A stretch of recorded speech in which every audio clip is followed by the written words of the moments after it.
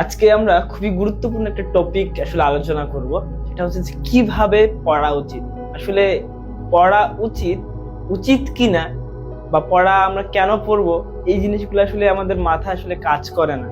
বা পড়লে আমরা কিভাবে পড়বো, কোন অ্যাঙ্গেলে পড়বো, কোন আঙ্গিকে পড়বো, কোন সিস্টেমে পড়বো, কোন পদ্ধতিতে পড়বো, এটা আমাদের কোথাও শেখানো হয় না।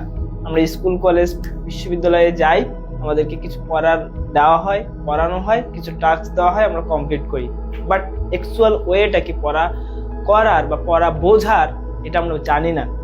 আচ্ছা, পড়া আমরা আসলে কেন পড়বো বা দরকারটা কি? আচ্ছা, পড়া আমি ধরে নিলাম আমাদের লাস্ট স্টেজ কি জব করা। আচ্ছা, জব করার জন্য কি আমরা পড়াশোনা করব? বিষয়টা কি এমন? বিষয়টা মোটেও এমন না।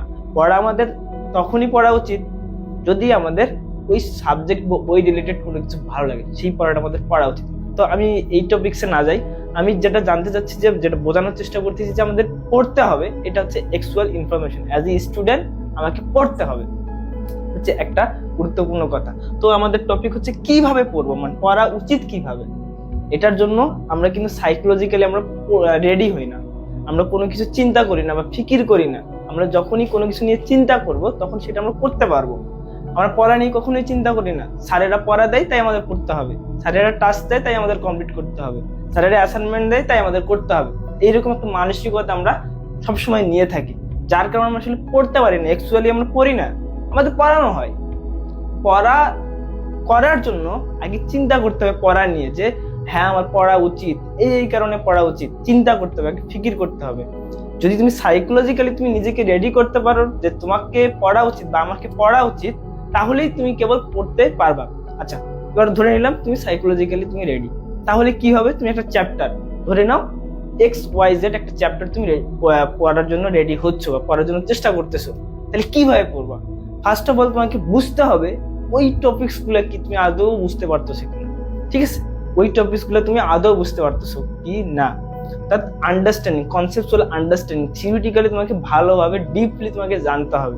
এখন কথা হচ্ছে আমি এটা বুঝলাম, জানলাম, ভালো কথা, এটার অ্যাপ্লিকেশন কি? নেক্সট স্টেপ হচ্ছে অ্যাপ্লিকেশনটা আমাদের জানতে হবে, কানেকশনটা আমাদের জানতে হবে। যে পড়াটা আমি পড়তেছি, আমি রেফ্রিজারেশনের সাইকেল পড়তেছি বা রেফ্রিজারেশন কিভাবে মেকানিজম হয় সেটা আমি জানতেছি, কিন্তু রেফ্রিজারেশনের কাজ কি, এটা কিভাবে ফাংশন করে সেটা আমি বুঝতে পারতেছি না। এই দুইটার কানেকশন আমাদের জানতে হবে। নেক্সট কি, ওই রিলেটেড কিছু প্র্যাকটিস করতে হবে, অনুশীলনের প্র্যাকটিস করতে হবে। সো পড়া বোঝার জন্য আমাদের তিনটা স্টেপ। একটা হচ্ছে কনসেপচুয়াল আন্ডারস্ট্যান্ডিং থাকতে হবে, দেন ওই কনসেপচুয়াল আন্ডারস্ট্যান্ডিং এর ভিতরে তোমাকে কানেকশন রেডি করতে হবে বা এর অ্যাপ্লিকেশন সম্পর্কে জানতে হবে।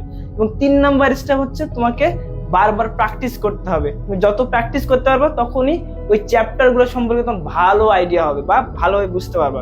তো ফার্স্ট অফ অল যে আমাদের প্রিপারেশন, সেটা হচ্ছে যে আমরা কোনো কিছু শুরু করার জন্য আমাদের মস্তিষ্ককে সাইকোলজিক্যালি প্রিপেয়ার্ড করতে হবে, সাইকোলজিক্যালি মানসিকভাবে কি করতে হবে, প্রিপেয়ার্ড করতে হবে। তুমি যদি করতে পারো তাহলে তুমি পড়তে পারবা। আর পড়া শুরু করার 3টা stage. First of all conceptual understanding থাকতে হবে, দেন হচ্ছে তোমাকে কানেকশন বা অ্যাপ্লিকেশন সম্পর্কে জানতে হবে, তারপর প্র্যাকটিস করতে হবে। আর practice makes a man perfect. এটা হচ্ছে আমাদের পড়াশোনার একটা আইডিয়াল ওয়ে। নেক্সট হচ্ছে যে আমাদের বুঝতে হবে যে আমরা কেন পড়াশোনাটা করব। পড়াশোনাটা আমাদের জন্যই আমাদের করতে হবে। So best of luck.